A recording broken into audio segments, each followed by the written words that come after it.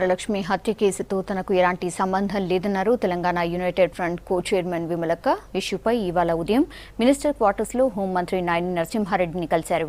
తనపై పెట్టిన అక్రమ కేసును ఎత్తివేయాలన్నారు. మరోవైపు భీమ్ భరత్ ను పోలీసులు ఎందుకు తీసుకువెళ్లారో ఇప్పటికీ చెప్పడం లేదన్నారు విమలక్క.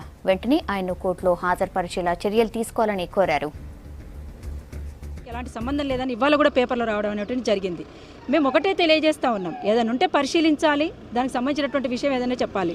ఇది ఏం లేదు, చివరి నిమిషంలో ఆమె విమలకతో ఉన్నట్టుగా వాళ్ళ చెల్లెకు చెప్పిందట. ఆ విషయంలో మాత్రమే పరిశీలిస్తున్నాం అనేటువంటిది చెప్పడం జరిగింది ఎస్పీ గారు. మున్సిపల్ కార్మికులకు సంబంధించినటువంటి అంశంలో ఏదైనా ఉద్యమంలో ఏదైనా జరిగింది, దానికి సంబంధించి ఇటు ఇష్యూ వచ్చింది అని అంటే పెట్టమనండి దానికి సంబంధించి. కానీ ఇది ఒక చీప్ ట్రిక్స్ ప్లే చేయటం అనేటువంటిది దాంట్లో భాగంగా ఇది జరుగుతుందనేటువంటిది మేము భావించాల్సి వస్తుంది. అటు పోలీసులకు ఇటు ప్రభుత్వానికి కూడా మేము తెలియజేసుకుంటా ఉన్నాం. ఒక విప్లవ ఉద్యమాలలో పనిచేస్తున్న వాళ్ళు వాళ్ళ ప్రతిష్టని దెబ్బతీసే విధంగా ఇవాళ పేపర్లలో వచ్చింది. ఇది సరైనది కాదు. ఇమీడియట్గా దీన్ని వెనక్కి తీసుకోవాలా.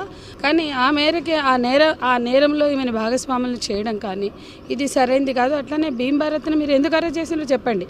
మీ దగ్గర ఏమన్నా ఆధారాలు ఉంటే ఆధారాలతో సహా మాట్లాడాలి. కానీ ఏ వ్యక్తిని కూడా అక్రమ నిర్బంధం చేసే హక్కు ఎవరికి లేదు. అక్రమ నిర్బంధానికి గురి చేసి కుటుంబాన్ని టెర్రరైజ్ చేసి 30 మంది వచ్చిండ్రు. వాళ్ళు పోలీసులమని ఐడి చూపించిండ్రు. ఒకళ్ళు కూడా పోలీస్ డ్రెస్లో, అందరూ సివిల్ డ్రెస్లో ఉన్నారు. అంటే ఏం జరుగుతుంది? మీరు ఫ్రెండ్లీగా వచ్చారు, తెలిసిన వ్యక్తుల్లో వచ్చి నమస్తే అంటూ ఇష్యూ చేస్తూ తనని బయటకు తీసుకుని వెళ్ళిపోయారు. కనీసం తను డ్రెస్లో కూడా లేడు. లుంగి మీద ఉన్న అతను లుంగి బనీన్ మీద ఉన్నాడు. అతన్ని కనీసం డ్రెస్ చేసుకునే ఛాన్స్ కూడా ఇవ్వకుండా తీసుకెళ్ళినప్పటి నుంచి ఆందోళనకు గురైతూ మేము ఫోన్లు చేయడము, అసలు తెలిసిన వాళ్ళకి అందరికీ ఫోన్లు చేయడము, ఎవరితో ఉన్నారు ఏంటి అసలు డ్రెస్ వేసుకోకుండా బయటికి వెళ్ళిపోయారు అనే ఉద్దేశంతో ఫోన్లు చేయడం. ఫోన్లో కూడా స్పందించలేదన్నమాట, ఆయన మాట్లాడలేదు. పోలీసులము డోర్ దియ్యు అంటే మిమ్మల్ని నమ్మేదానికి ఛాన్స్ లేదు కదండి, మీరు సివిల్లో ఉన్నారు అంటే వాళ్ళ ఐడి కార్డ్స్ చూపించారు. వాళ్ళ ఐడి కార్డ్స్ చూపించి సరే మీరు అయినా ఏదైనా ఉంటే పొద్దున వచ్చి చూసుకోండి, మీకు ఏదన్నా కావాలంటే పొద్దున వచ్చి ఎంక్వైరీ చేసుకోండి, ఇక్కడ చూసుకోండి అని చెప్పేసి మాట్లాడడం జరిగింది.